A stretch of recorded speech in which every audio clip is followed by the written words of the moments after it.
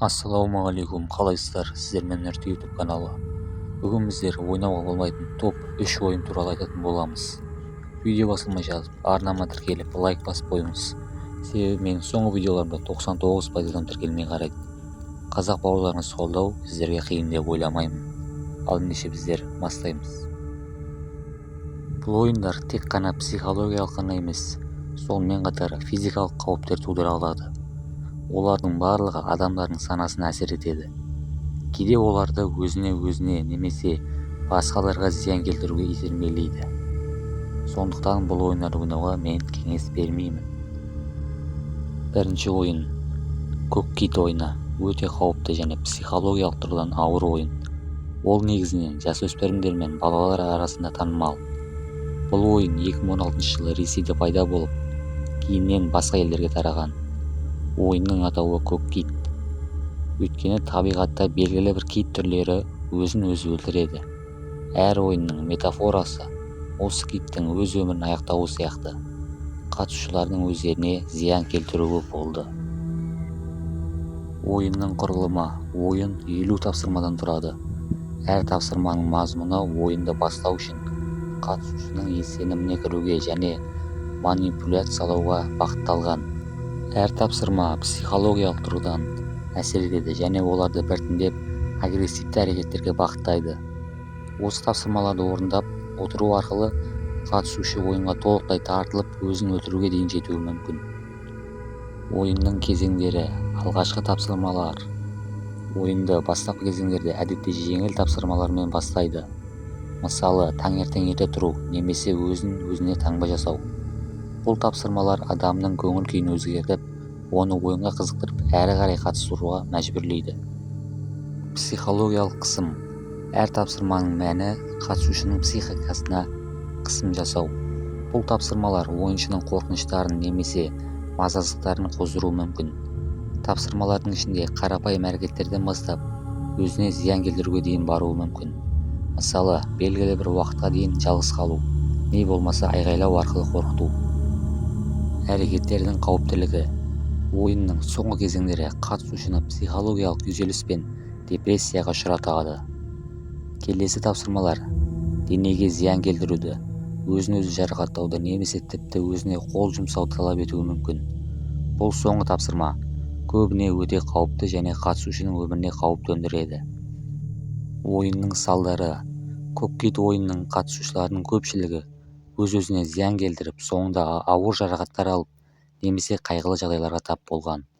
Ойын негізінен әлеуметтік желілер арқылы таралды және қатысушылар басқа адамдармен байланысқа шығып, оларға тапсырмалар берді. Ойынның қауіптілігі оның қатысушыларды қалай манипуляциялап, оларды психологиялық тұрғыдан мұқият бақылай алатынында. Әлемдегі реакция. Бұл ойын туралы көптеген елдерде үлкен дауға айналды. Ойынның ішінде Ресей, ақш, Үндістан және тағы басқа елдерде полиция мен психологиялық сарапшылар бұл ойынның қатысушыларға келтіретін зияны мен қауіптілігі туралы ескерту жасады. Сондықтан көптеген елдерде көк кит ойыны заңсыз деп танылды. Екінші ойын Momo Challenge. Momo Challenge бұл ойын 2018 жылы әлемге таралып, әсіресе балалар мен жасөспірімдер арасында қорқыныш пен үрей тудырған. Бұл ойын әлеуметтік желілер мен мессенджерлер арқылы тарады. Momo атты кейіпкердің бейнесі өте қорқынышты және қатысушыларды белгілі бір тапсырмаларды орындауға мәжбүрлейді. Оның негізгі мақсаты ойыншыны психологиялық тұрғыдан манипуляциялау және оны өз-өзіне зиян келтіруге итермелеу. Ойынның құрылымы. Ойынның басты ерекшелігі Momo атты үрейлі кейіпкерлердің қатысуы. Momo дегеніміз бұрмаланған әйелдің бейнесі. Оның көздері үлкен әрі қорқынышты көрінеді. Бұл бейне WhatsApp және басқа да әлеуметтік желілерде пайда болды. Momo кейіпкері қатысушыларға жеке хабарламалар арқылы жетеді. Алғашында ол қатысушылардан қарапайым тапсырмалар сұрайды. Мысалы, кейбір бейне мазмұнды көру, бірақ біртіндеп тапсырмалар өте қауіпті болып барады. Ойынның кезеңдері. Алғашқы кезеңдерде Momo қатысушыдан бейне мазмұнды көру, өз үйінде жалғыз қалу секілді қарапайым әрекеттерді орындайды. Бұл тапсырмалар қатысушыны ойынға итермелейді. Қауіпті тапсырмалар. Ойынның келесі кезеңдерінде Momo қатысушыны өзіне зиян келтіруге мәжбүрлейді. мысалы тұншықтыру, өзіне кесу, жоғалту тағы басқа қауіпті әрекеттер. Өзін өзі өлтіруге итермелеу ойынның ең қауіпті кезеңі. Қатысушыны өзіне қол жұмсауға немесе өмірін аяқтауға итермелеу. Бұл кезеңде қатысушының психикасы қатты әлсірейді және оның ойлау қабілеті бұзылуы мүмкін. Ойынның салдары. Момо челлендж ойынның психологиялық әсері өте ауыр. Ол балалар мен жасөспірімдерді терең депрессияға, мазасыздыққа, өзіне немесе басқаларға зиян келтіруге әкелуі мүмкін. Бұл ойынның қатысушылары әлеуметтік желілерде бейтаныс адамдармен хабарласып, оларды ойынға шақырады. Кейде олар нақты әрекеттерді орындауға мәжбүр болады. Әлемдегі көптеген елдерде бұл ойын туралы ескертулер болды.